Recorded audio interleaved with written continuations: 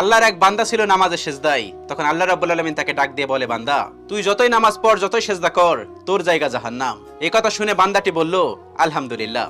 আল্লাহ তখন বলে, এই বান্দা, জাহান্নামের কথা শুনে কেউ আলহামদুলিল্লাহ কয়? বান্দা তখন বলে, আল্লাহ, জাহান্নামের মালিকও তুমি, জান্নাতের মালিকও তুমি।